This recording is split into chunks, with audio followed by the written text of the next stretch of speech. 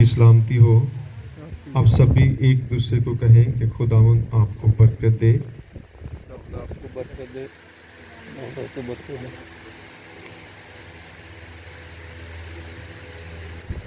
Praise the God, thank you Jesus. हम सब जोर से खुदा के जलाल की तालियां बजाएंगे, उसको वेलकम करते हैं कि उसने एक बार फिर हमें नया दिन दिया है ताकि हम उसकी बारगाहों में आकर आज के इस दिन का आगाज करें। क्योंकि मेरे अजीजों, खुदा आपसे प्यार करता है और वो आपको शरीर इब्लीस से बचाना चाहता है, क्योंकि हमारा सबका दुश्मन जो है वो इब्लीस है और हमें उसके मंसूबों को जानना है। आपका कोई इंसान दुश्मन नहीं है। आज हम देखते हैं इब्लीस किस तरह से घरों में घुसकर मियाँ बीवी को आपस में लड़ाता है, बच्चों को माँ बाप के खिलाफ करता है। मुआशरती तौर पर वो बिगाड़ हर रोज फैला रहा है, क्योंकि वो आया इस काम के लिए है कि इंसानों को खुदा से दूर किया जाए, उनको खुदा की रफ़ाकत से महरूम किया जाए। और ये उसका मंसूबा आज का नहीं है। ये जब बाग़ अदन में इंसान खुदा की पनाह में था, एक खूबसूरत जगह में था जहाँ पर उसे किसी किस्म की कोई फिक्र नहीं थी और सब कुछ खुदा उन्हें मुहैया करता था। इंसान को खुदा ने बाइख्तियार बनाया, आदम को इख्तियार दिया, वो पूरे बाग पर हुक्मरानी करता था और ये चीज़ें इब्लीस को पसंद नहीं थी। इसलिए उसने इंसान को खुदा की रफ़ाकत में से निकालने के लिए बड़ी कोशिश की। इब्लीस बड़ा साबर है, बहुत आराम आराम से काम करता है, वो वक्त का इंतज़ार करता है, वो घात लगा कर बैठ जाता है कि कब कोई ऐसा आपको काम करे तो उस पर वो हमला कर सके, क्योंकि वो भी आपकी कमज़ोरियों को जानता है, उसके आपके तमाम कमज़ोर पहलुओं का पता है। तो हम देखते हैं कि किस तरह से उसने इंसान को बहका कर खुदा के खिलाफ कर दिया और खुदा के खिलाफ चलने का उन्हें बहुत कीमत चुकानी पड़ी। एक हंसते बसते घर से उनको निकाल दिया गया। तो मेरे चीज़ों, आज भी मंसूबा वही है इब्लीस का, वो आपको खुदा से अलहदा करना चाहता है, क्योंकि वो करोड़ों अरबों साल जो है खुदा के साथ रहा है, उसको पता खुदा के साथ चलने से होता क्या है, और वो नहीं चाहता कि आप भी उसके साथ चलें, वो मुकाम हासिल करें, वो सरफराजी पाएं। उसको इस चीज़ से गुस्सा आता है। तो इसलिए आपको हर रोज़ ये कहना है कि मेरा दुश्मन इंसान नहीं है, मेरा दुश्मन इब्लीस है। वो किसी के अंदर भी आ सकता है, वो आपके शौहर के अंदर आ सकता है, आपकी बीवी के अंदर आ सकता है, आपके बच्चों के अंदर आ सकता है। तो आपको भी अलर्ट होना है। जब इब्लीस किसी के अंदर आता है तो उसकी हालत बदल जाती है, या तो वो बहुत गुस्से वाला हो जाता है या बहुत नाफरमान हो सकता है। ये साइन है जो हमें नज़र आने चाहिए और फिर हम समझें कि अब ये बेख्तियार हुआ है।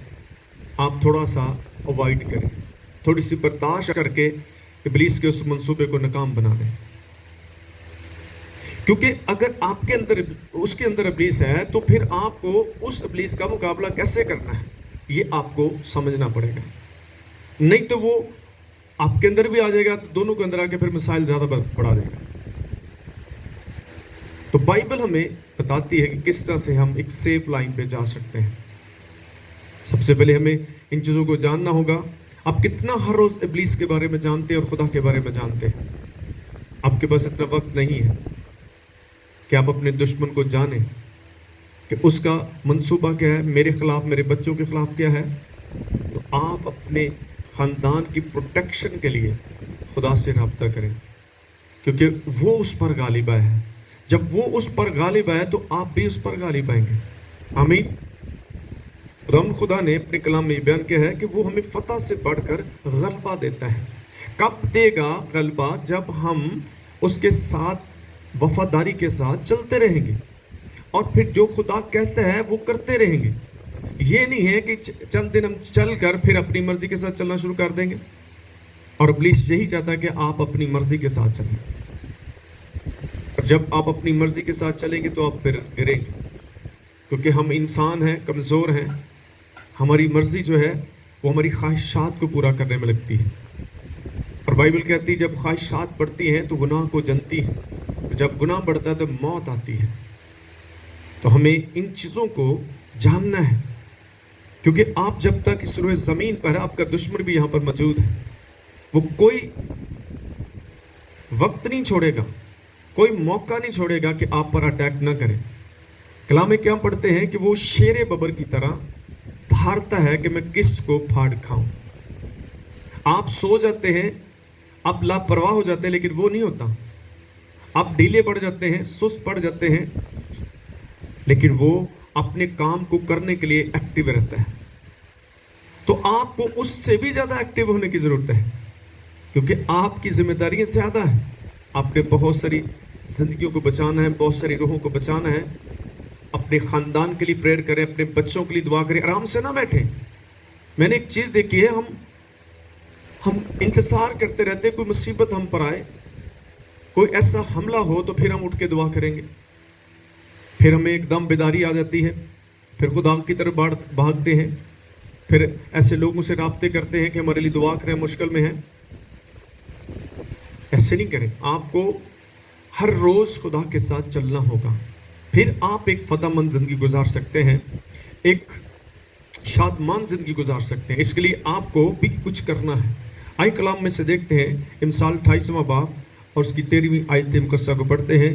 جو اپنے گناہوں کو چھپاتا ہے کامیاب نہ ہوگا، لیکن جو ان کا اقرار کر کے ان کو ترک کرتا ہے اس پر رحمت ہوگی. کلام مقدس کے پڑھے سنے جانے سے ہم سب پر خدا کی برکت ہو. آمین. آمین. پھر تسی ٹھلا کیتا، مینوں بڑی چڑ چڑھدی. آمین. مینوں انج لگدا جویں ستے ہو تسی. گو کہ تسی جاگدے ہو تے جاگدا بندہ ہی بولدا ہے نا. آمین. جدوں گھروں چلدے ہو تو ذہن چ بنا کے آیا کیونکہ میں اتنے جا کے آمین لازمی کہنا، تے میں ہولی نہیں کہنا، اچھی کہنا. آمین. اچھیاں گلاں جڑیاں اچھی اچھی کرو تاکہ فضاواں دے وچ جڑا ابلیس رہندا ہے وہ بھجے. آمین. آمین. سو کیا لکھے؟ کامیاب ہونے کے لیے آپ کو گناہوں سے دور ہونا ہوگا. آپ انسانوں سے چھپ سکتے ہیں گناہ کر کے، خدا سے چھپ نہیں سکتے. آج بہت سارے لوگ جو ہیں وہ گناہ کر رہے ہیں اور وہی سمجھتے مجھے کہڑا کچھ ہو رہا ہے، کہڑا کسی نے پتہ لگ رہا ہے.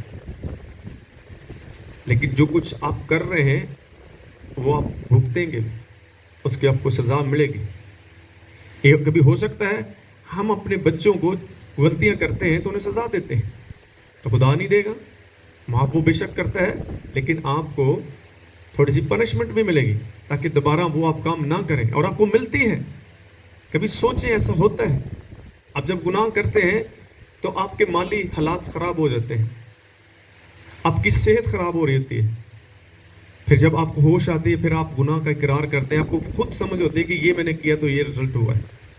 تو اس لیے خدا کہتا ہے جو اپنے گناہوں کو چھپاتا ہے، چھپائے نہیں، اگر گر گئے تو اٹھ جائیں. دروازہ توبہ کا کھلا رہتا ہے، وہ بند نہیں ہے. خدا انتظار کرتا ہے کہ کوئی اقرار کرے، کیونکہ بغیر اقرار کے آپ کو معافی نہیں مل سکتی.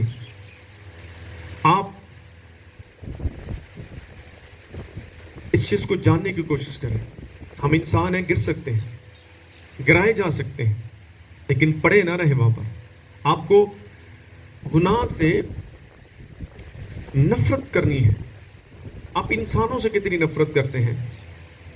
नफरत हम उन चीज़ों से करते हैं जो हमें पसंद नहीं है। उसके लिए हम हर मुमकिन कोशिश करते हैं कि इससे दूर रहा जाए। तो मैं कहता हूँ आप गुनाह से नफरत करें, इब्लीस से नफरत करें, तो फिर हर चीज़ आपकी फेवर में जाएगी। आमीन। आमीन। तो आप और मैं जो है गुनाह करके छुप नहीं सकते। आप कितने भी चालाक क्यों ना हो, खुदा आपको देखता है, वो जान रहा है कि आप क्या कुछ कर रहे हैं, और जो कुछ आप करते हैं उसका ही आपको फल मिलता है। जो जन गुनाह करेगी सो मरेगी, क्योंकि गुनाह की मजदूरी क्या है? मौत है। तो हमें अब होशियार होना चाहिए और फिर हमें मैच्योर होना चाहिए, बालग हो जाए। अब बच्चे ना रहे, कोई गल करी जो बस करें अब इस चीज़ों को, ताकि खुदा आपको बरकत दे सके। अब गुनाह करके जब हम छुपाते हैं तो उसका असर कितना होता है वो देखें। जो उनका वो कामयाब नहीं होगा। आप जब गुनाह को छुपा रहे हैं तो आप नाकामी की तरफ बढ़ रहे हैं, अब मज़ीद फंसते चले जाएंगे। आपको फौरी उस बात का इकरार करके फिर से बहाल होना होगा। खुदा बहाल करने वालों में है। आपके अंदर जो एक खौफ पैदा कर दिया जाता है कि अब तू खुदा का काम नहीं कर सकता, अब तू दुआ नहीं कर सकता, अब तू चर्च नहीं जा सकता, अब तू बाइबल नहीं पढ़ सकता, ये सब झूठ है। खुदा तो जब तक आपकी ज़िंदगी है आपको वो उठाता रहेगा, लेकिन अगर आप आना ही नहीं चाहते उसके पास तो फिर वो कुछ नहीं कर सकता। अब बहाली के लिए, फिर से कायम होने के लिए आपको अपने हिस्से का किरदार अदा करना। आप गुनाह करके सो नहीं सकते कि वो केड़ा कहते कुछ नहीं होता, खुदा ऐसे ही कर देगा। No no no no. आपको बाइबल क्या कहती है? आपको उसका इकरार करना होगा। ना सिर्फ इकरार करना बल्कि उस चीज़ को छोड़ना भी होगा। इकरार तो हर रोज़ करते रहते हैं, फिर वही काम करते हैं, फिर इकरार, फिर वही, फिर इकरार, फिर वही। तो इसका रिजल्ट भी आपको मिल रहा है कि आप बहुत पीछे जा रहे हैं।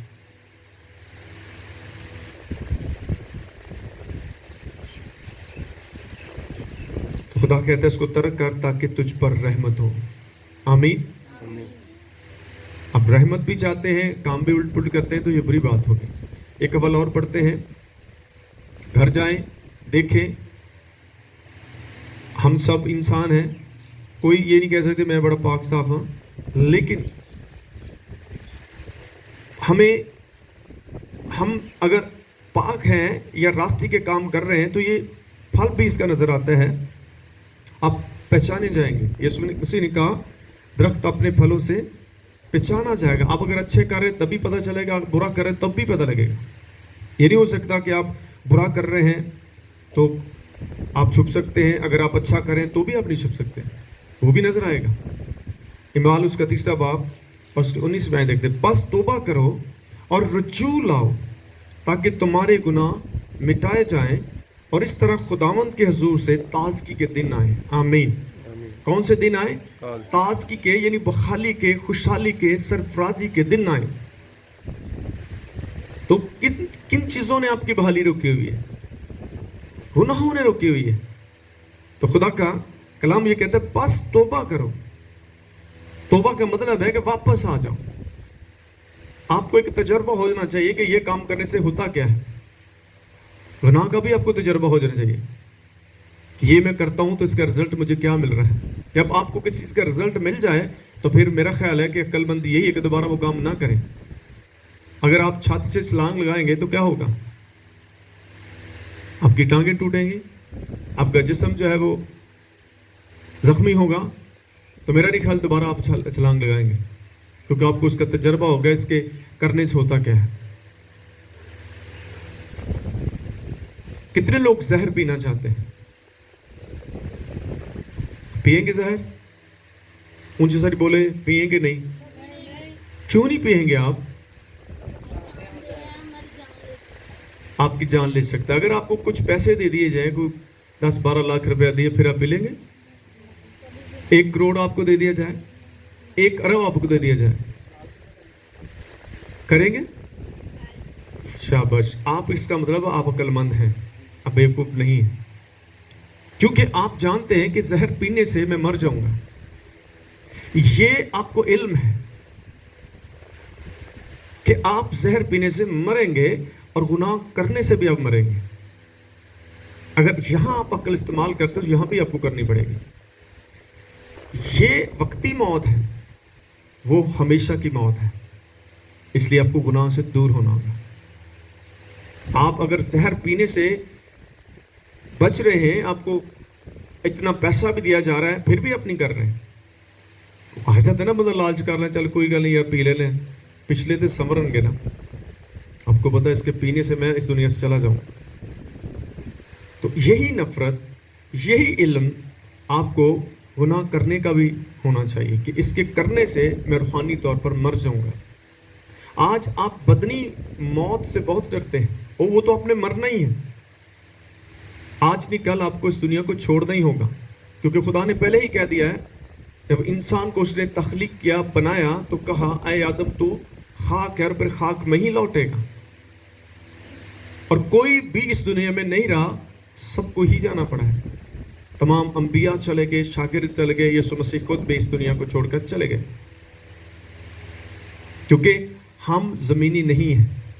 خدا ہمیں زمین سے اٹھا کر آسمان پر لے کر جانا چاہتا ہے، کیونکہ زمینی چیزیں جو ہیں وہ آپ کے لیے نہیں ہیں، بلکہ وہ ایسے لوگوں کے لیے جو اس زمین کو چھوڑنا نہیں چاہتے. آپ کو خدا آسمانی چیزیں دینا چاہتا ہے، جہاں پر خدا خود رہتا ہے. اس لیے میرے عزیزو، آج اس بات کو لے کر جائیں. اگر آپ چاہتے ہیں آپ بحال ہونا شروع کریں، تو پھر اپنے گناہوں کو چھوڑ دیں. وہ کسی قسم کا بھی گناہ ہو سکتا ہے، وہ آپ کو خود علم ہونا چاہیے. ایسی کوئی بچے نہیں ہیں، کسی بھی طرح کی برائی آپ کے اندر پائی جائے تو وہ آپ جانتے ہو. میں آخری بات کروں گا. میں یہ بتانا چاہتا ہوں کہ ہر انسان جو ہے اپنا ڈاکٹر خود ہی ہے، روحانی بھی اور بدنی بھی. جب آپ بیمار ہوتے ہیں، آپ کو یہ پتہ ہوتا ہے کہ میں نے کیا آج کھایا تھا. جب آپ گناہ کرتے تب بھی آپ کو پتہ ہے کہ آج میں نے گناہ کیا ہے. تو آپ جب بدن کا بیمار ہوتا ہے تو اس کا علاج کروا سکتے، تو گناہ جب کرتے اس کا بھی علاج کروا لیں. خدا اس کا بھی علاج کرنا چاہتا ہے. اس لیے یسوع مسیح نے کہا میں اس لیے آؤں تاکہ گنہگار نجات اور بیمار شفا پائیں. ہم صرف بدن کی شفا کے پیچھے بھاگ رہے ہیں، روح کی شفا نہیں چاہتے، کیونکہ روح کا تعلق خدا کے ساتھ ہے، بدن کا تعلق زمین کے ساتھ ہے، اور زمینی چیزیں ختم ہوں گی.